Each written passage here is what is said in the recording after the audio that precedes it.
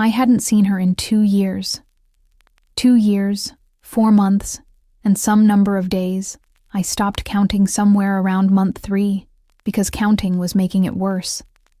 And then there she was, standing right in the middle of the parking lot outside Brennan's Hardware on a Tuesday afternoon, of all the places, of all the days, wearing that same green jacket she used to wear on cold mornings when we'd sit on the back porch of the house on Maple and drink coffee before the rest of the world woke up.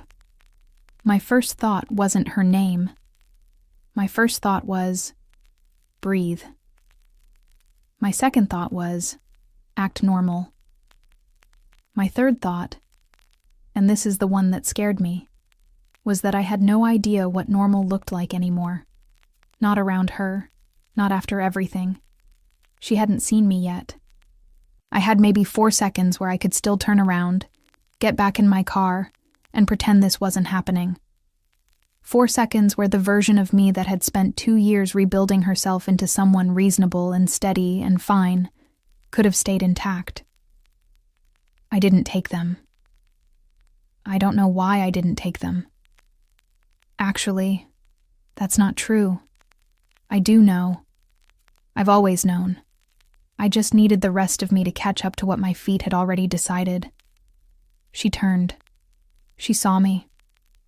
And the thing that happened in her face in that first half second, before she had time to arrange it into something careful, was the thing I carried with me for the next 3 days without being able to sleep. Because it wasn't surprise. It was relief. And I had spent 2 years convincing myself that I was the only one who had felt the weight of what we left unfinished. My name in her mouth again, after all that time, sounded like something I had forgotten I was hungry for. Nora. Just that. Just my name. And I was 24 years old again, standing on a porch I no longer had access to, holding a cup of coffee that had already gone cold, wondering why the most ordinary moments with her felt like the only ones that mattered. This is the story of what happened before that parking lot, and what happened after, and what I finally had to admit, to her, and to myself, when I ran out of reasons not to. If you want to hear uncensored, too hot for YouTube stories, check out my Patreon in the description. We met at the worst possible time for me to meet anyone. I had just moved to Clarksville. Not because I wanted to, but because the job at Meridian Design was the only offer I'd gotten that made financial sense. And financial sense was the only currency I had left after everything that had happened in Chicago. 23 years old, 1 suitcase and 2 boxes of books, subletting a room from a woman I'd found on a Facebook group for young professionals in Tennessee. Starting over in a city I'd never visited, in a field I was still trying to prove myself in, carrying the specific exhaustion of someone who had spent years being someone else's version of herself. I was not looking for a friend. I was barely looking for a grocery store.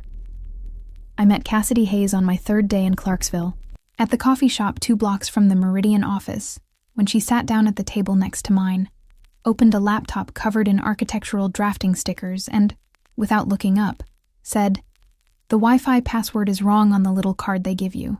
It's an uppercase P, not lowercase." I stared at her. She still hadn't looked at me. "I'm telling you, because you look like someone who just tried it, and failed, and is now trying to figure out if it's worth asking," she said. "It is. Uppercase P." "Thank you," I said. She looked up then. Brown eyes, reading glasses pushed up into dark hair, a smudge of something blue on the back of her hand that I later learned was always there on the days she was working on a new project. "You're new," she said. Not a question. "That obvious?" "You're sitting in the corner facing the door," she said. "People do that when they don't know a place yet, when they're still watching how things work." She was right. I was. "Nora," I said. "Cassidy." She went back to her laptop. Uppercase P. Trust me. That was it. That was the whole thing. And somehow, by the end of that week, we'd had coffee together 3 more times. And by the end of that month, I had been to her apartment for dinner twice. and by the time I'd been in Clarksville for 2 months, she was the person I texted when something funny happened and the person I called when something didn't. It happened so naturally that I didn't notice it happening. That's the thing about Cassidy. She didn't announce herself. She just slowly became the axis that things organized around. She was 31 to my 23. She'd been in Clarksville for 6 years, working as an independent architectural consultant out of a studio she'd built in the second bedroom of her apartment on Glenview. She'd grown up in Knoxville, moved around for school, landed here by a similar accident of opportunity, and stayed by choice. She had a dry sense of humor that took me 2 weeks to calibrate to, a commitment to extremely specific opinions about coffee preparation that I found both exhausting and charming, and a way of listening that made you feel like what you were saying was the most interesting thing she'd heard all day, even when you both knew it wasn't. She was also, I told myself very firmly in those first months, just my friend, just my really important, really present, really irreplaceable friend. We had a rhythm. Saturday mornings at the coffee shop, Tuesday evenings cooking dinner together at her apartment. She cooked, I chopped things and talked too much, and she listened and offered opinions I didn't ask for that were almost always right. Sunday afternoons in warm weather on the back porch, she'd built herself out of reclaimed wood, which she was very proud of, and mentioned more than any reasonable person should mention a porch.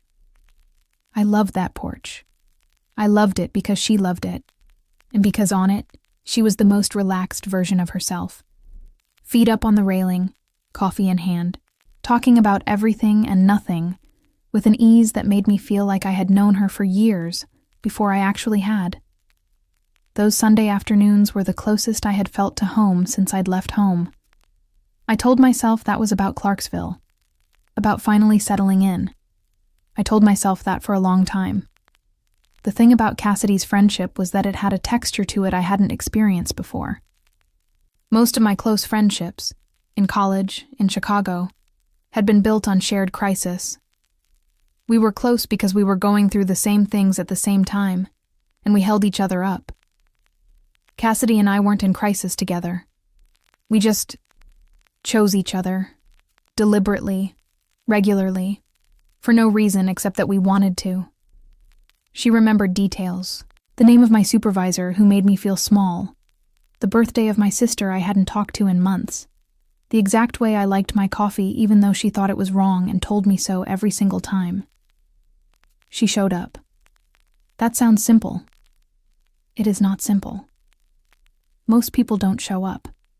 They intend to, they plan to, and then life and their own exhaustion and the small comfortable gravity of their own routines pulls them back.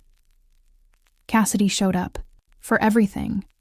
The bad weeks and the good ones, the Tuesday dinners and the 11 p.m. texts, and the afternoon when my review at work went badly, and she drove to my apartment with takeout I hadn't asked for, and sat with me on my floor while I dismantled the whole thing until it made sense. She was the safest person I had ever known. I was going to ruin it. I knew that before I understood why.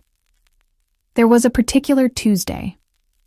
I remember it was November, maybe 8 months after we met, because the heat in my apartment had just started being unreliable, and I was wearing a sweater that belonged to my college roommate when we were cooking, and I said something that made her laugh. I don't even remember what it was. Something small. And she laughed that specific laugh of hers. The one that started in her chest and came out surprised, like she hadn't been expecting to find it funny. And she reached over and touched my hand for exactly 1 second. Just that. Just a hand for a second. And something happened in my chest that I was not prepared for. I looked at the cutting board. I kept chopping. I said something else. I don't know what. Something to fill the space. And she said something back, and dinner continued, and nothing externally changed. But something had shifted, slightly, like a picture frame moved an inch to the left. Everything in the room looks the same, and then you notice the gap, and then you can't stop noticing it. I told myself it was nothing. I was very, very good at telling myself things. The problem with noticing something you don't want to notice is that you can't unnotice it. You can cover it. You can create distance between yourself and it. You can develop an elaborate internal architecture of perfectly reasonable alternative explanations. But it's still there, underneath all of it. The same shape it was when you first saw it, waiting. I started paying attention to things I had never tracked before. The way she moved through a room, the way she held a mug with both hands when she was thinking. The specific quiet that happened in her face right before she said something she was genuinely uncertain about. A slight tension at the corner of her mouth, like she was weighing the words before releasing them. I started knowing things about her that I had not consciously catalogued. That she got cold faster than she admitted and would never say so directly, only angle herself slightly toward a heat source.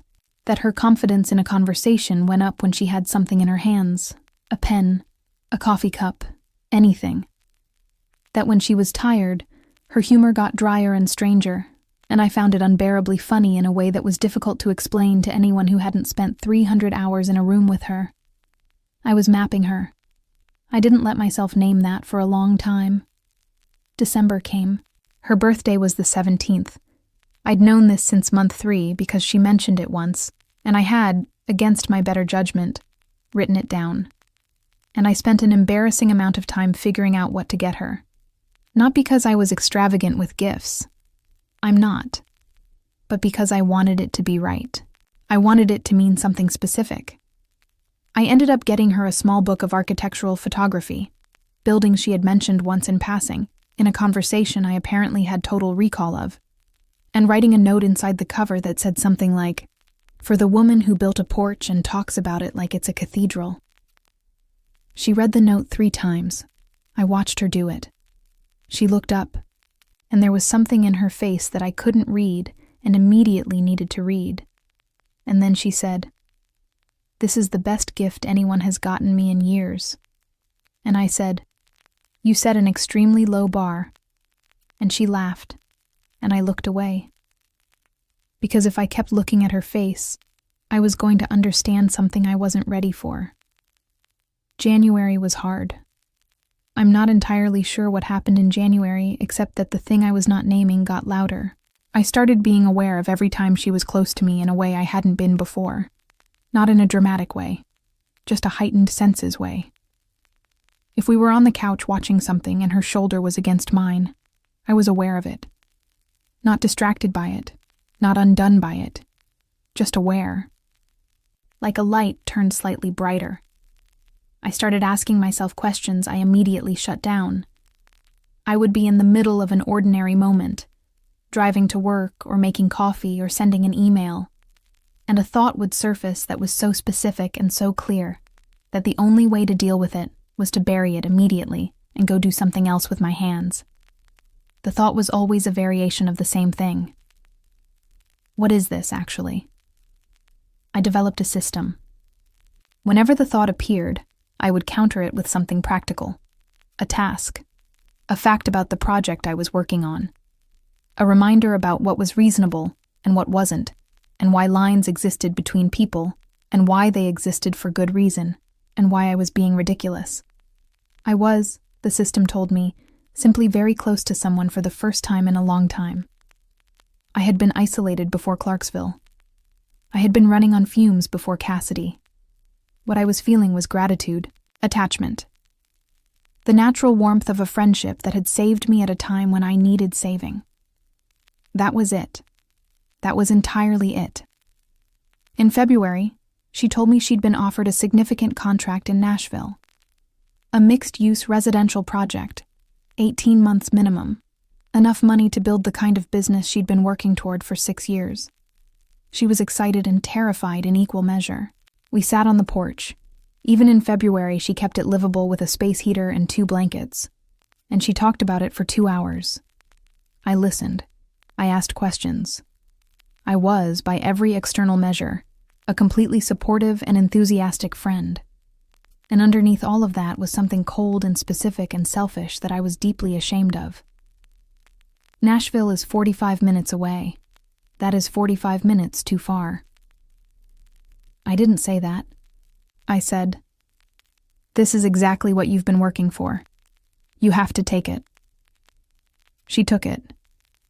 She started commuting to Nashville 3 days a week in March.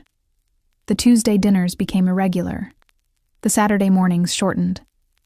The porch Sundays, my porch Sundays, the ones I had been looking forward to all week in the way you look forward to the only thing that makes a week feel worth finishing, became monthly at best. I told myself I was adjusting to a change in a friendship. I told myself this was what happened when life progressed and people grew and things shifted. I told myself this until I was standing in my kitchen at 11:15 on a Tuesday night, looking at a message she'd sent that said, "Sorry, running late on a drawing. Rain check?" and realizing that I'd already cooked dinner for 2. I stood there for a long time. I ate alone. I watched something I don't remember. I went to bed. I stared at the ceiling and thought, something is wrong. Not with her. Not with us. With me.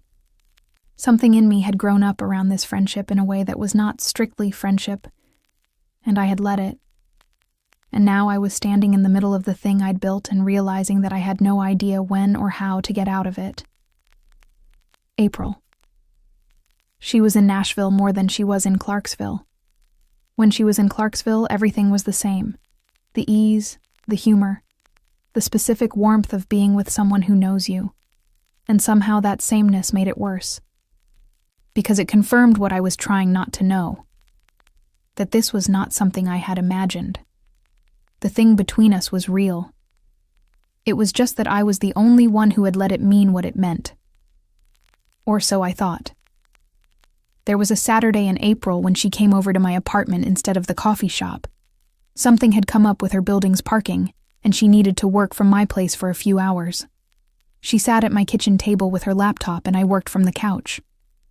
We didn't talk much, just existed in the same space, in the particular comfortable silence that only happens with people you trust completely. At some point I looked up from what I was doing, and she was already looking at me. Not at her screen, not at her work, at me. She looked back at her laptop immediately. I looked back at my laptop immediately. I did not move for approximately 45 seconds. I thought, that was nothing. I thought, that was definitely nothing. I spent the rest of that Saturday telling myself, with increasing urgency, that it was nothing. It took me until 3 o'clock in the morning to admit. Just to the ceiling, just to the dark, just to the only place where honesty didn't cost anything. That whatever it was not nothing. Here is what I did not say to Cassidy Hayes in the spring and summer of that year. I did not say that I had started sleeping badly for no reason I could name, except that my brain had apparently decided that nighttime was the appropriate moment to run extended analyses of every conversation we'd had in the last 6 months, and identify every micro-inflection that might mean something, and every moment of nearness that had stayed with me longer than nearness was supposed to stay. I did not say that when she sent me voice memos.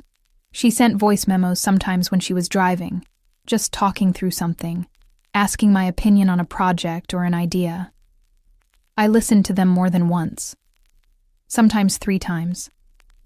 Not because I'd missed something, because the specific sound of her voice when she was thinking out loud was something I could not get enough of, and I hated that I knew that. I did not say that I had started to notice every small way she moved differently with me than she moved with other people. How she laughed more easily. How she didn't edit herself. How she said things to me that she prefaced with, "I don't usually say this to people," with a regularity that I found increasingly significant and immediately tried to unfind significant. I did not say any of it. I built a wall instead. Not a wall away from her. I couldn't do that. I'd tried, and the absence of her was a specific kind of wrong that I couldn't sustain. But a wall inside the friendship. A partition between what I showed and what I felt. I got very good at it. It is a skill I had, in some ways, been training for my whole life. Being the version of yourself that functions, rather than the version that tells the truth. May. Her Nashville project expanded. She was there 4 days a week now, coming back to Clarksville on Thursdays and leaving again on Monday mornings. When we were together, everything was fine. More than fine. It was still the best part of any given week. But the geography of distance had changed something. When she wasn't here, the absence was louder. I started doing something I'm not proud of. I started looking for things to be wrong with her. If I could find something that annoyed me, something that diminished the warmth I felt, then I could reclassify it. Refile it somewhere less dangerous. She was stubborn about certain things. She had opinions about furniture placement that she stated with an authority that bordered on presumptuous for someone who was not living in your home. She sometimes went quiet in the middle of a conversation and stayed quiet for longer than felt natural, and you never quite knew if she was thinking or finished or waiting for something you'd missed. These are not flaws. I am aware that these are not flaws. My brain was doing its best with what it had. I kept looking. I couldn't find anything that worked. June, a Saturday afternoon. She called and said she had the weekend off. The Nashville client had pushed a meeting.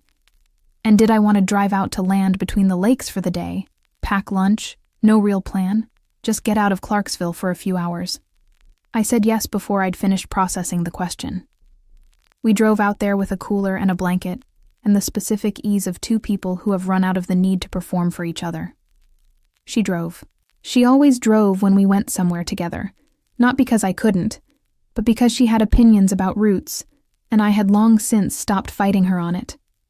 I sat in the passenger seat with the window down and watched Tennessee go past and felt, for the first time in months, like the wall I'd been maintaining might be possible to keep standing. We found a spot near the water, spread out the blanket, ate sandwiches, talked about her Nashville project and my current work, and her sister who had just announced a pregnancy, and my mother who kept calling about Thanksgiving 7 months in advance. Normal things. Good things. And then she said, "Can I ask you something?" I knew from her voice that it wasn't going to be a normal question. "Sure," I said. She didn't ask it right away. She looked at the water for a moment. Cassidy never rushed to a thing she wasn't certain about. She assembled herself first. "Are you happy here?" she asked. "In Clarksville. With your life here. The way it is now." I looked at her. "Yes." "Why?" "Because you've seemed," she paused, "distant for a few months. And I keep thinking it's because of something I did or didn't do. And then I think maybe it's not about me at all. Maybe something changed for you at work or with your family. And I don't want to assume, but I also don't want to pretend I haven't noticed." The lake was very still. A bird somewhere to our left was doing something musical and completely ignorable. I wanted to tell her. I sat there, in the actual specific moment where the door was open, where she had come toward me with her own honesty and created a space where mine could go, and I wanted to put it there. I wanted to say, the thing that changed is you. You and me, and whatever is happening between us that I can't talk about because I don't know if you feel it, and I don't know what I feel, and I don't know how to say this to you without losing the safest thing in my life. I said, "Work has been hard. I think I've been inside my own head too much. I'm sorry if I've seemed off." She looked at me. She looked at me for a moment that lasted longer than the answer warranted. "Okay," she said, not unkindly, but with the tone of someone who has accepted an answer they know is not the whole one. We stayed for another 2 hours. The drive back was quieter, not uncomfortable. Cassidy had a particular talent for comfortable silences, but there was something in it. A door that had been opened and not walked through, still slightly ajar, the draft from it changing the temperature of everything. That night, alone in my apartment, I sat on my couch for a long time. I thought about the drive out there, her hand on the gear shift, the sunlight on the side of her face, the way she'd talked about her sister's pregnancy with a warmth that made her look 10 years younger, and 1,000% more herself. I thought about the question she had asked. "Are you happy here?" I thought about the answer I should have given. I thought about all the things I had been storing in the partition between what I felt and what I said, and how heavy that partition had become, and how much maintenance it required every single day, and whether that maintenance was going to be sustainable, and the answer to that question was, no, it was not. It had already started to crack. I thought about the way she'd looked at me when I gave her the incomplete answer. Not hurt, not angry. Just knowing, in that Cassidy way. The way that made me feel seen and terrified at exactly the same time. I picked up my phone. I put it down. I picked it up again.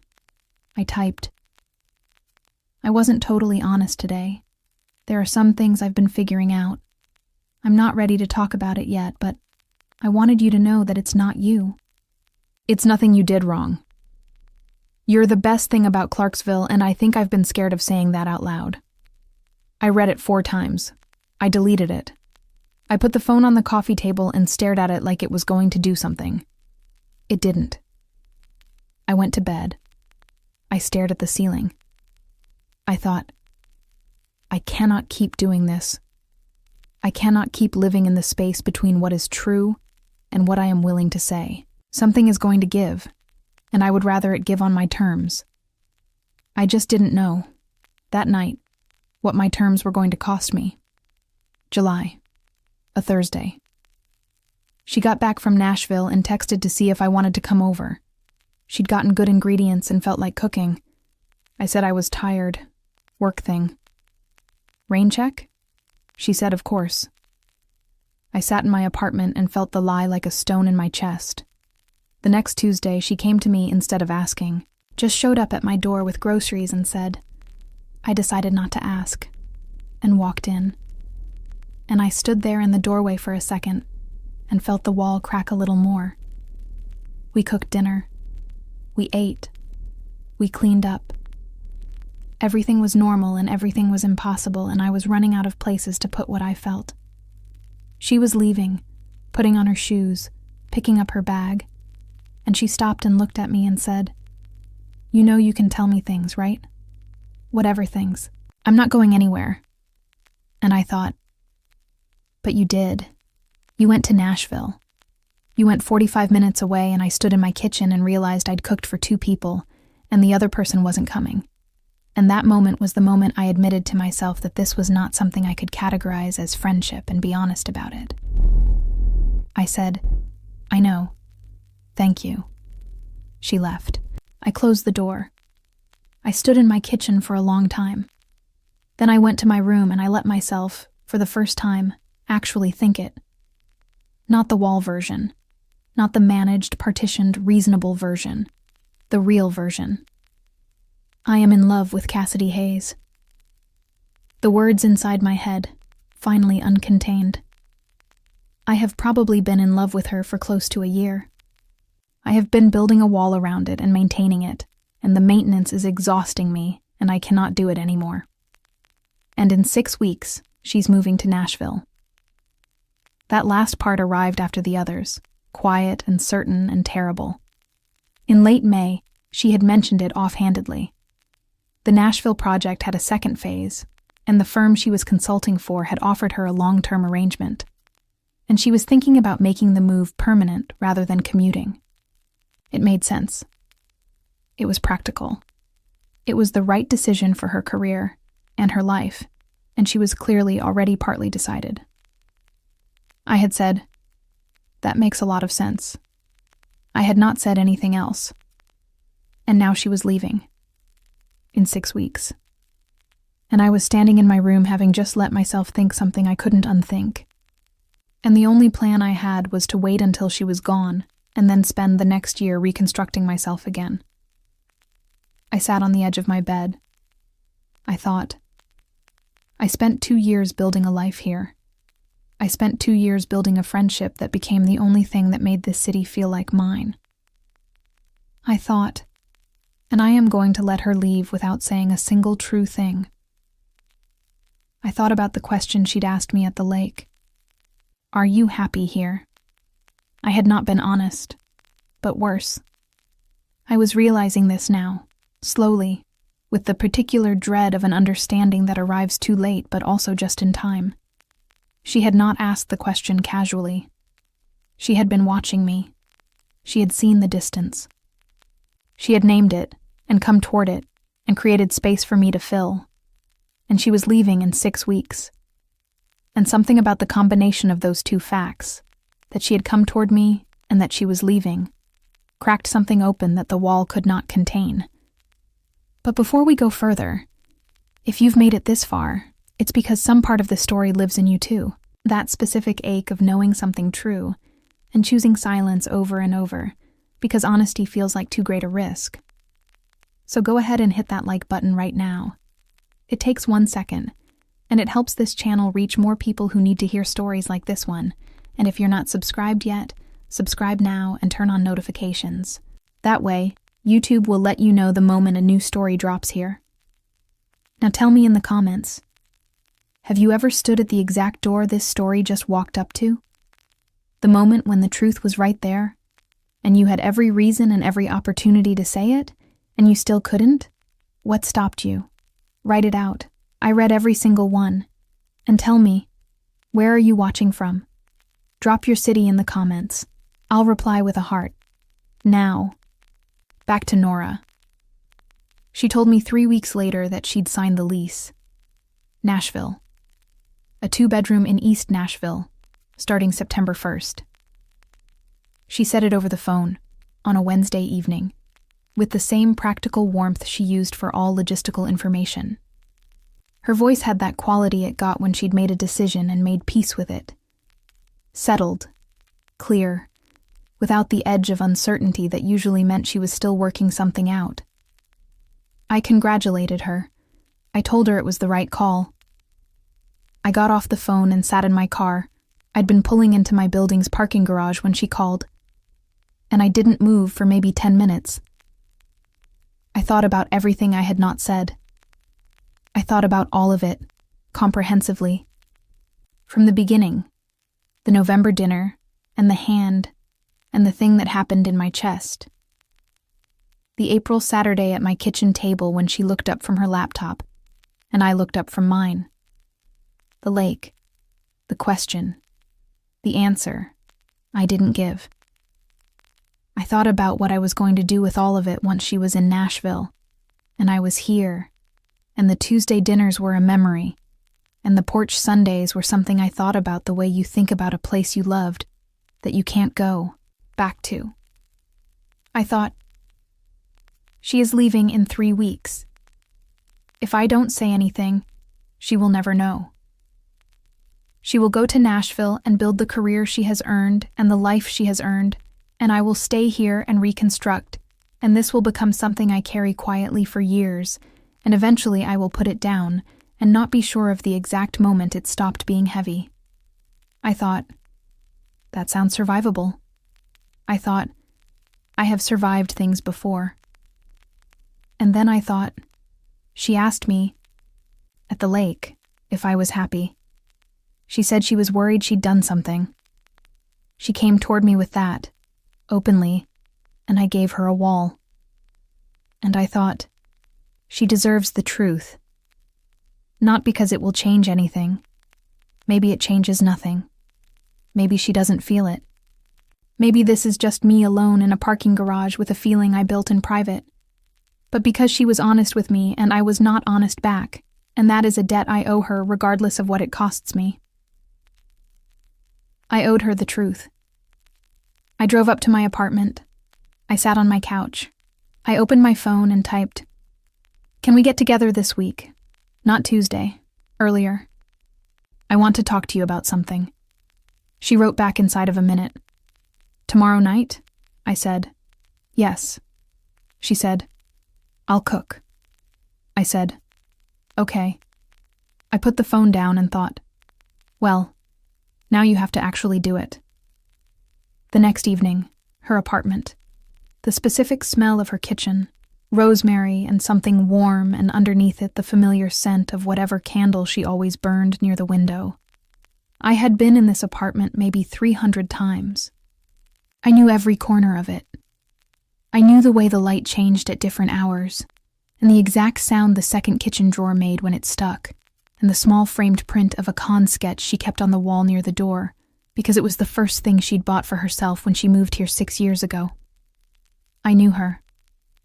I stood in the kitchen and helped with small tasks and said normal things, and waited until we were eating, until the rhythm of dinner had settled us both, until she poured a second glass of wine and looked at me across the table with the ease of someone who has no idea what is about to happen.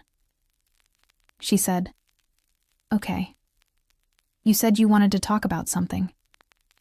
I've been thinking about it all day." "I know," I said. "I'm sorry. Don't apologize for it. Just tell me." I looked at the table for a moment. Then I looked at her. "Do you remember at the lake?" I said. "When you asked if I was happy here?" "Yes." I lied. She was quiet. She waited. "Not, I am happy here. That part was true.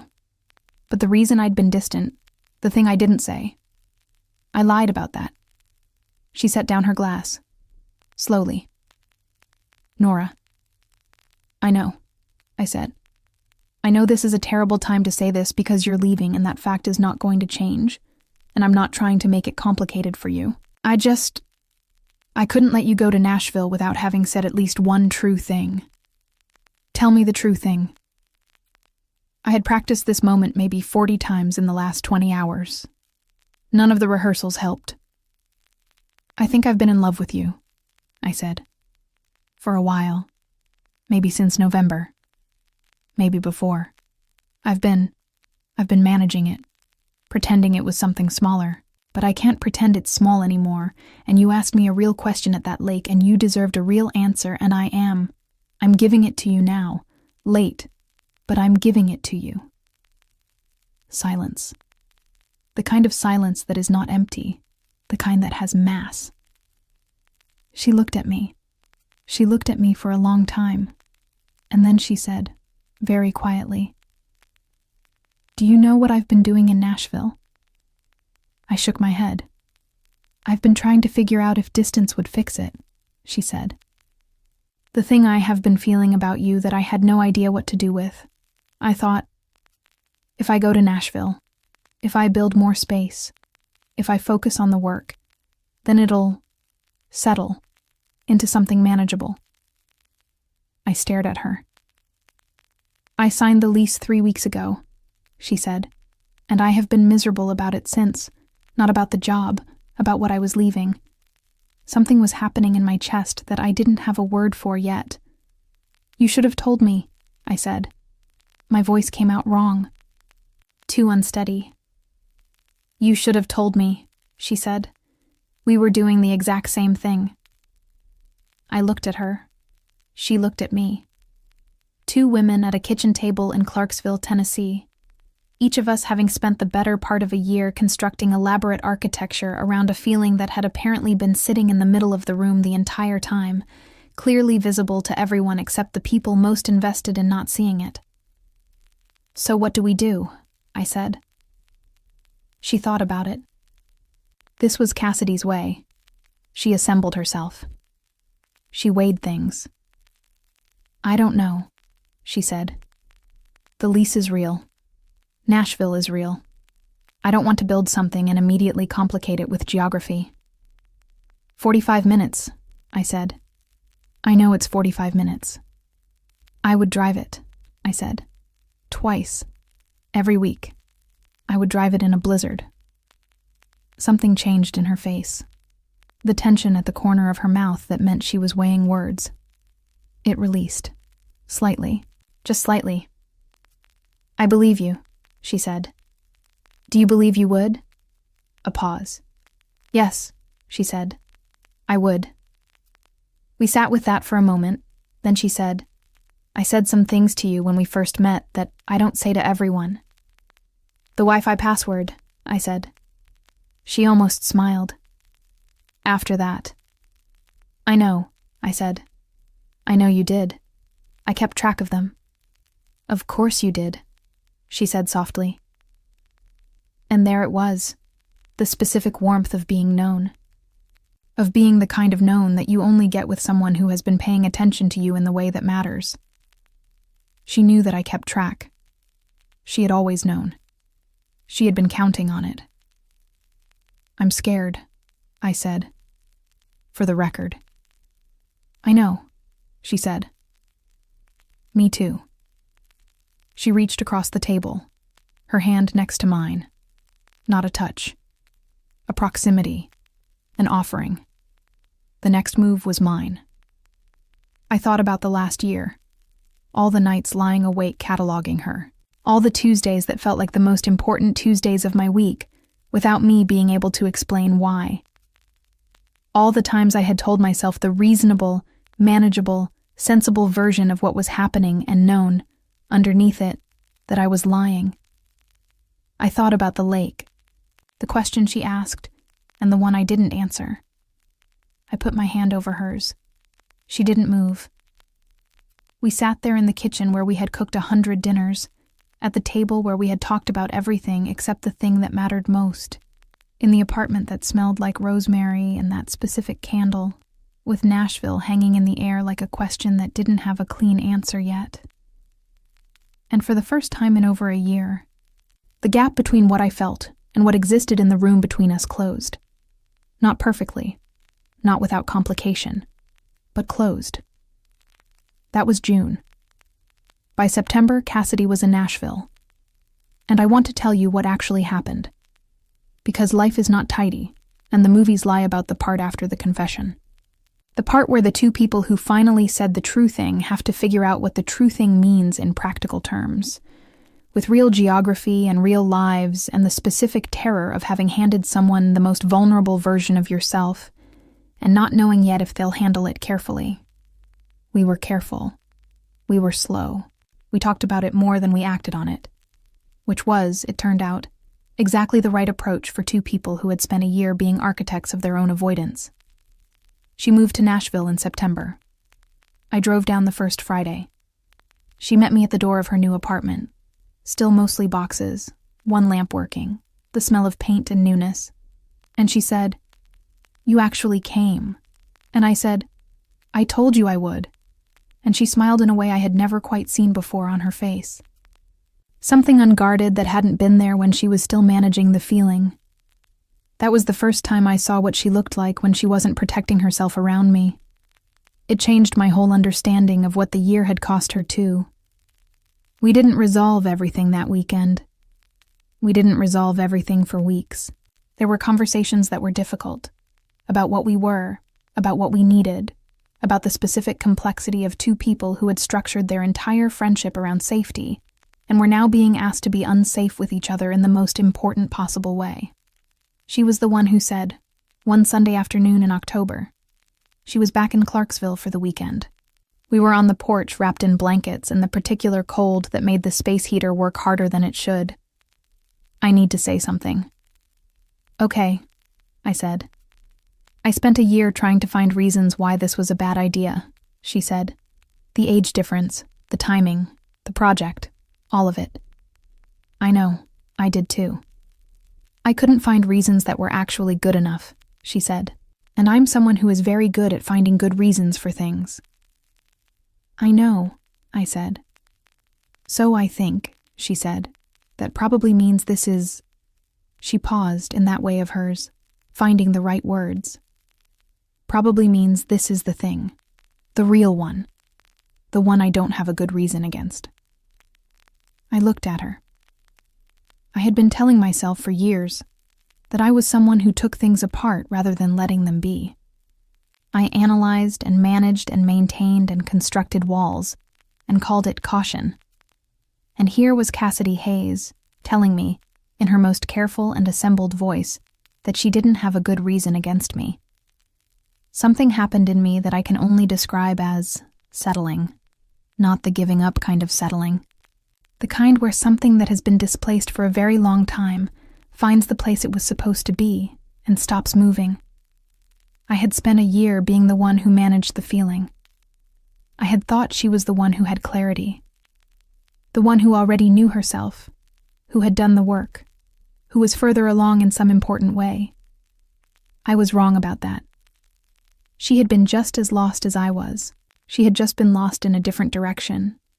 Away from me, toward distance and pragmatism and Nashville leases, while I had been lost in the opposite direction, toward walls and overthinking and cooked dinners for two people eaten alone. We had been circling each other from different orbits, and the thing that brought us into alignment was not a grand gesture or a perfect speech. It was honesty, badly timed, imperfectly delivered, terrifying honesty. She'd asked me at the lake if I was happy. I'd given her the wrong answer. But something in her had kept the door open anyway, had waited, had, in her own way, tried to create space for the right answer to eventually arrive. And it did. Just later than either of us would have chosen. I don't have a good reason against you either, I said. For the record. She turned to look at me. The porch was cold. The heater was doing its best. Somewhere in the neighborhood a dog was having opinions about something. The maple trees her street was named after were turning and dropping, and the whole world smelled like October, and wood smoke, and the specific beginning of something. She looked at me the way you look at someone you stopped pretending about. And I looked back. That was it. That was the whole inversion. The thing I hadn't expected. The thing I hadn't seen coming. I had spent months thinking she was the one who was certain, and I was the one who was lost. I had cast her as the person who knew herself and me as the one still figuring it out. But she had been running just as hard. She had signed a lease to put distance between herself and a feeling she didn't know what to do with. And I had been the one who stopped running first. I had been the one who drove to her door. I had been the one who put my hand over hers. Not because I was brave, because I was finally more tired of the wall than I was afraid of what was on the other side of it. That was the inversion, not of who we were, but of who we thought the other one was. She had been so certain, so assembled, so clear, and she'd been terrified the whole time. I had been so uncertain, so messy, so convinced I was the one who didn't know how this worked. And I had been the one who reached first. We stayed on that porch until it was dark, and the heater gave up entirely, and the cold made it genuinely unreasonable to keep sitting outside.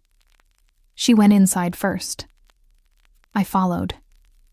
She turned on the lamp she'd finally gotten working, the one from her old apartment, the one I had always loved, and the room went warm and familiar and right. She looked at me in the lamplight. 2 years, she said. I built that porch 2 years before you moved here. I know, I said. You tell me about it constantly. I built it for Sunday mornings, she said. I always thought I needed the right weather, the right company. And then you showed up and I thought, that's what I built it for. I stood in the warm room.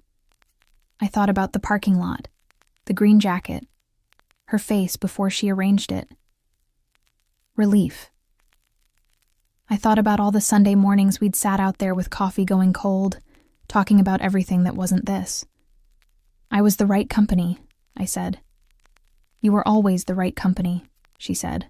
I just needed to stop trying to build a logical reason why that shouldn't mean what it meant. I thought about the woman I had been when I moved to Clarksville. 1 suitcase and 2 boxes of books, and the specific exhaustion of someone who had been someone else for too long. I thought about sitting in that coffee shop corner, watching the room, waiting for a place to belong, and someone who noticed me without making a project of it, who gave me a Wi-Fi password, who showed up. I thought, I drove 45 minutes tonight. I thought, I would drive it in a blizzard. I thought, this is what it feels like to stop building walls and just live in the actual room. There's a porch in Clarksville, Tennessee, built from reclaimed wood by a woman who had very specific opinions about outdoor seating and talked about it like it was a cathedral. I sit on it sometimes, when she's back for the weekend. We drink coffee. We let it get cold. We talk about everything, And some of the things are finally the right things. Someone in the parking lot gave me 4 seconds to turn around. I don't regret not taking them. If this story found something real in you, if you've ever built a wall around a feeling and called it common sense, write in verso in the comments. That's how I'll know you made it here with me. And if you want more stories about what happens when people finally stop pretending, click the video on your screen right now. A big hug, and until the next story. If you want to hear uncensored, too hot for YouTube stories, check out my Patreon in the description.